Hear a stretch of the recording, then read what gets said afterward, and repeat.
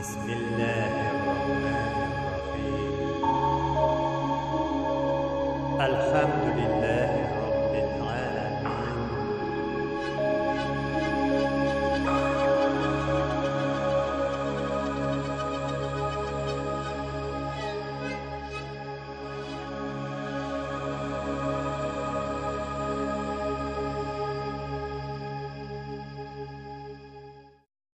Euzu billahi mineşşeytanirracim. Bismillahirrahmanirrahim. Esselamu aleyküm ve rahmetullahi ve berekatuh. Muhterem Müslüman kardeşler. Ramazan ayları mübarek bulsun. Tutkan orazalarımızı Allah Teala kabul kılsın. Allah Teala Kur'an-ı Kerim'de ayta: "La tu'minu ahadukum hatta tunfiqu mimma tuhibbun." Sizning birigiz de iman kitirmez, o'zigiz yaratgan aybirdan ilish chiqarmaycha hem anı bölüşmeyeceğiz. Muhterem kardeşler, mene şuşu yaratkan eybirlerimizni kimgedir biru, bölüşü, ya bulmasa başka bir kişilerge alıp barıp tapşırı, bu muhterem kardeşler bizni imanlı idi. Allah'ı Teala'ya yakın ayta. Yani Allah'ı Teala rizalığı için biz nersedendir tıyılıp durabız. Hem urazanın asıl maksadı da şu. Nerseden de bulsa tıyılıp duru. Endi muhterem kardeşler, biz tıyılıp durduk hazır aşağıdan rızıklarımızdan, içken sularımızdan, hem biz ezgine fakirlerge yakınaydık. Mene bu fakirlerinin hallerine kırı için işlengen de iş. Çünkü bir urazanı eğer de biz günah kılma deyip gene karasak, mene Ramazan ayında günahlar kılma, aşağı iç, kalkanın işlesen yarı diysen, o bir kök dürüst bulmasıydı. Aşağı içüden tıyılığımız bizni şu dünyada halleri bulmagan, fakir bulgan, ağır halde yaşayan kişilerge yakın ayta. Alarının şu halleri kün sayın. Alar kün sayın aşısı kile. Alarının kün sayın işesi kile. Kündüzgene tügül keşke vakitte da. Mene şuna göre Allah'ı Teala'nın ayetine doğru bulup, imanımızı bilgirtir için, özümüzden yaratkan mallarımızdan biz eliş çıkarabız. Şuna göre Ramazan ayı ul eli başkalarına yardım itu ayıda. Köpkene kişiler şu Ramazan ayında zekatlerin bireler. Ulgına tügül Ramazan ayında var mahsus sadaka, fitr sadakası. Mene şu fitr sadakası ul baratik Ramazan ayında gayet namazı okulgan çıkana tülene. Ondan sonra anı tülevinde teres bulma. Eğer sen anı tülesen Şaban ayında, Şevval ayında, Zilhicce ayında birirge hac vakitinde vakıtı ötken bula. Mene muhterem kardeşler, ne için son Allah'ı Teala mahsus şu sadakalar bilgiledi Ramazan'da? Ne için son ol zekatını Ramazan ayında tülerge kengeş itile? Çünkü Ramazan ayı izgilik kılı ayı. Bulgan aybirin bilen kişiler bilen bölüşü ayı.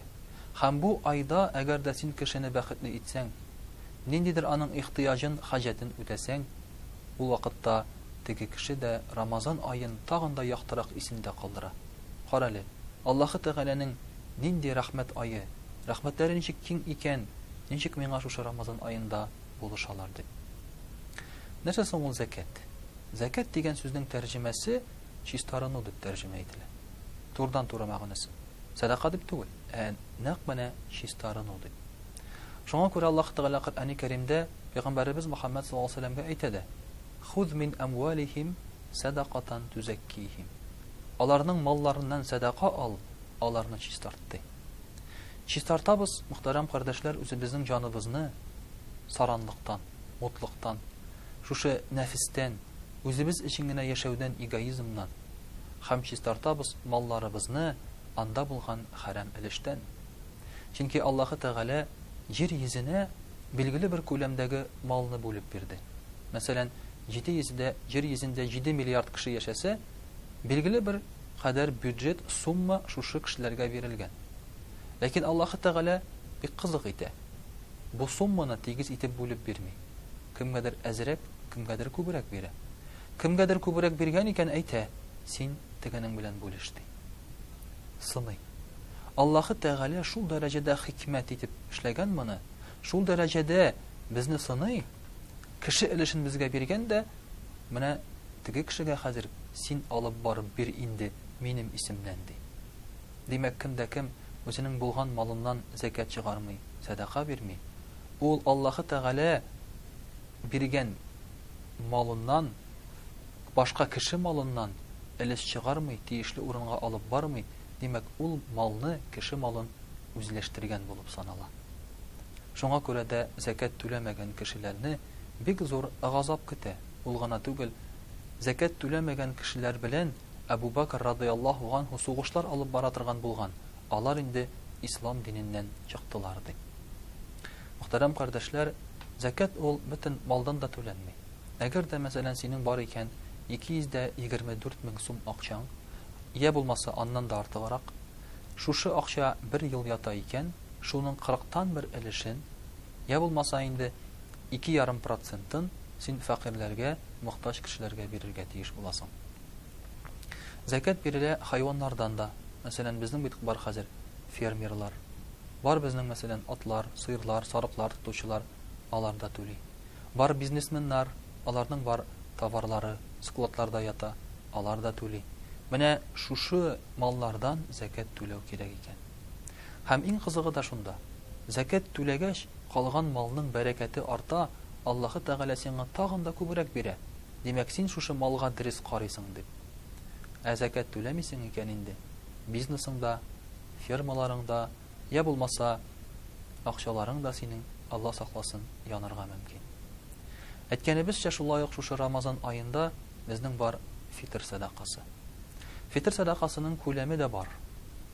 Фәкыйрь кешеләргә ул 100 сум, ә инде байрак кешеләргә, закат түли торган кешеләргә 600 сум кеше башыннан. Ягъни, әгәр дә синең гаиләңдә 5 кеше бар икән, һәр бер кеше исеменнән дә түләргә кирәк. 100 сум я булмаса 600 сум була инде. Күп кенә кешеләр бик тә ярсып шундый сорау бирәләр. Нишләп соң аның күләме бар? Каян килгән бу 100 сум? Каян килгән бу 600 сум? Кем куйган моны? Моны, мөхтәрәм кардәшләр, хәзрәтләр үзләре куймый. Без аны хавадан алып әйтмибез, безгә акча кирәк булганлыктан. Бу Пәйгамбәрбез саллаллаһу алейхи ва саллям куйган күләм. Ул күләм куела ризык белән. Пәйгамбәрбез саллаллаһу алейхи ва саллям әйтә, шушы фитрның күләме саг белән билгеләнә. Саг дип атала инде ул. Ул күләм уч белән алып үлчәгән әйбер. Менә шушы 3 килограммга тиң була. Әйтик, әгәр дә аны санасак, арыш, бодай кебек ырлыклар белән ул 100 генә сумга чыга. Ә инде санасак хөрмә белән, аны санарга мөмкин хөрмә белән дә оның бәясе әлбәттә артыграк 600 сумга чыга. Менә шуңа күрә дә инде аның бәясе төрле. Фәкыйррәк кешедән 100 сум, ә инде байрак кешедән 600 сум.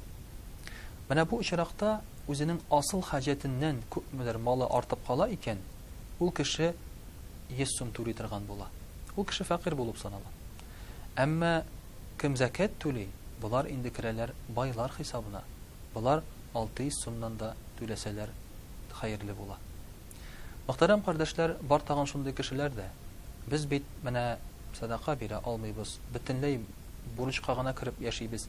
Я булмаса пенсиядан пенсиягә кадәр, я инде зарплатадан зарплатага кадәр.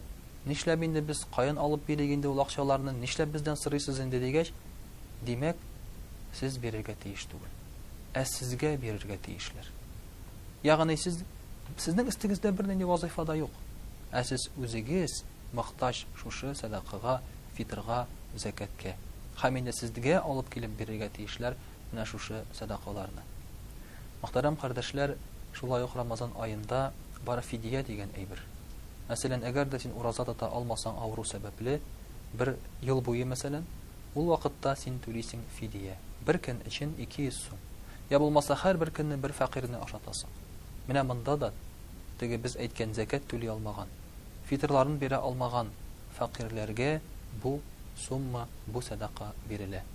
Һәм дә инде мөхтәрәм кардәшләр, шулай итеп, кемгәдер мал биреп, кемгәдер акча биреп, без аларның ихтыяҗларын канәгатьләндерәбез. Һәм кеше күңелендә нәфрәт кими, яхшылык арта, араларда җылылык барлыкка килә, кинчелек бетә. Чөнки бит фәкыйрләр байлардан көнләшеп яши. Әгәр дә байлар бүлешә торган булсалар фәкыйрләр белән, ул фәкыйрләр байларга дуга кылып торырлар иде. Маллары тагын да күбрәк булсын, безгә тагын да күбрәк verirler idi. Vesselamu aleykum ve rahmetullahi ve berekatuhu.